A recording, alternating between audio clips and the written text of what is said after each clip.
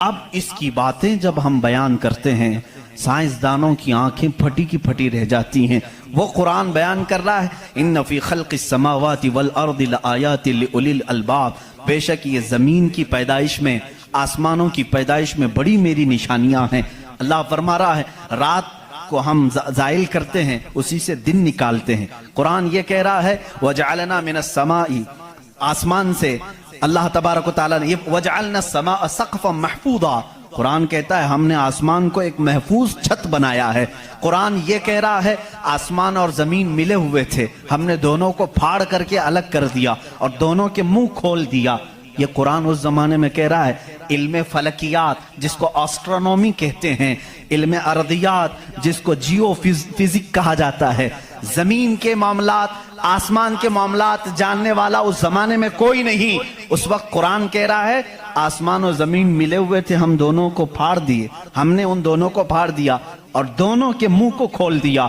اب کا سائنس کہتا ہے زمین و آسمان کو دیکھنے کے بعد ایسا لگتا ہے کہ یہ گیلیکسی میں ملا ہوا ایک سیارہ تھا اور یہ پھر زمانے کے بدلتے بدلتے آسمان الگ ہو گیا، زمین الگ ہو گئی۔ اب کا سائنس یہ کہتا ہے اور پھر یہ بند نہیں ہے، جیسے ہماری چھت بند ہے، اوپر سے پانی ڈالو تو نیچے کچھ نہیں آئے گا، نیچے کے فرشی بھی بند ہے، نیچے زمین سے کوئی چیز یہاں مسجد میں نہیں نکلے گی۔ سائنس اب یہ کہہ رہا ہے آسمان میں جگہ جگہ سوراخ ہیں، منہ کھلا ہوا ہے، زمین میں بھی جگہ جگہ سوراخ ہیں، دکھنے والے نہیں، یہ کھلا ہوا ہے۔ اس کا مطلب میں بھی سمجھ نہیں پایا تھا، آسمان کھلا ہوا ہے، زمین کھلا ہوا، منہ کھلا ہوا ہے، کیا مطلب؟ کہا کہ اللہ تعالیٰ جب چاہے آسمانوں پر پانی ڈالے تو اپنا منہ کھولتا ہے، بارش برستی ہے، اور زمین کا منہ کھلا ہے، اس کا مطلب یہ ہے تم جہاں پر بھی جتنی گہرائی میں بھی زمین کے بیج ڈالو، اس کا منہ کھلا ہے، وہ سینہ پھاڑ کر باہر آتا ہے۔ اگر زمین بند ہوتی تو کوئی چیز زمین سے باہر نہیں نکلتی، زمین سے کوئی چیز باہر نکلتی ہے، اس کا مطلب ہے کہ ان کے منہ کھلے ہوئے ہیں۔ سائنس نے اب بھی کہا کہ آسمان کا منہ کھلا ہوا ہے، زمین کا منہ کھلا ہوا ہے۔ قرآن کس ماحول میں نازل ہوا ہے؟ جب سائنس کا وجود نہیں۔ ہاں اگر تم یہ کہتے شاید محمد صلی اللہ تعالیٰ علیہ وسلم بہت بڑے کسی سائنسدان کے شاگرد ہوں گے تو تمہارے تاریخ لکھنے والے ہی تمہارے چہرے پر زناٹے دار تھپڑ ماریں گے، اس لیے کہ وہ رسول اپنی 63 سالہ زندگی میں کبھی کسی کے شاگرد نہیں ہوئے، حتیٰ کہ سید الملائکہ کے بھی وہ شاگرد نہیں ہوئے۔ قرآن یہی کہہ رہا ہے زمین کی پیدائش میں، آسمان کی پیدائش میں میری نشانیاں ہیں۔ عزیزان گرامی اب میں وہ نشانیاں گناؤں بہت طویل وقت درکار ہے۔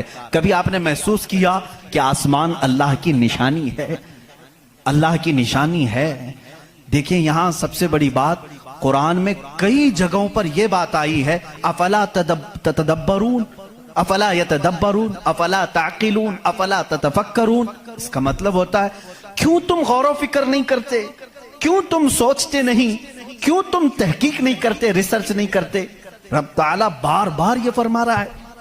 یہ کس کے لیے ہے؟ میں ان لوگوں کے لیے کہتا ہوں جو ایک خدا کو چھوڑ کر کروڑوں کے سامنے جھک رہے ہیں۔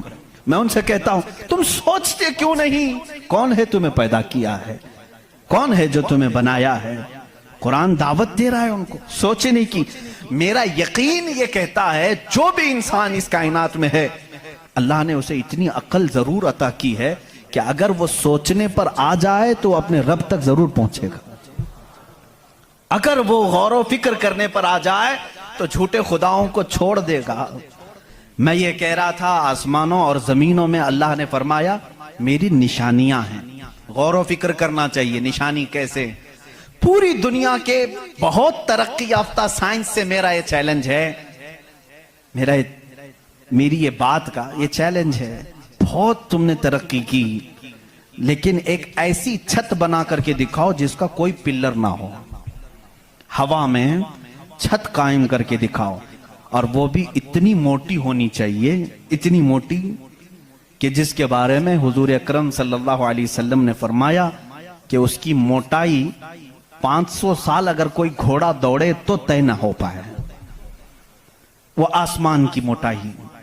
میں اتنی موٹائی کی بات نہیں کرتا ہوں، 1 کلومیٹر چوڑی ہی کوئی بنا کر کے دکھا دیں۔ سائنس ہمارا بہت ترقی کر چکا ہے، نہیں بنا سکو گی۔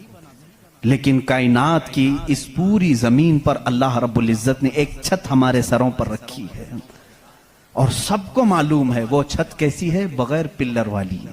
کہیں اس کو ستون دیکھا آپ نے؟ اللہ الذی رفع السماوات بغیر عمد ترونها، قرآن کہتا ہے وہ اللہ ہی ہے جس نے بغیر ستون کے آسمانوں کو بنایا، اور تم بھی اس کو دیکھ رہے ہو۔ قرآن چیلنج کر رہا ہے، تم بھی اسے دیکھ رہے ہو۔ اور حیرت کی بات یہ ہے، ہمارے پلر والی چھت کے بارے میں تو یقین ہوگا اب یہ گرے گی نہیں، لیکن اگر یہ تڑکنے لگے، کہیں سے آوازیں آنے لگے، ہم بھاگ کر کے کون سی چھت کے نیچے جاتے ہیں؟ پلر والی چھت سے ہم کو خوف لگتا ہے آج کل گر نہ جائے، اور پناہ لینے کے لیے اس چھت کے نیچے جاتے ہیں جس کا کوئی پلر ہی نہیں۔ اللہ کی نشانیاں ہیں اس میں۔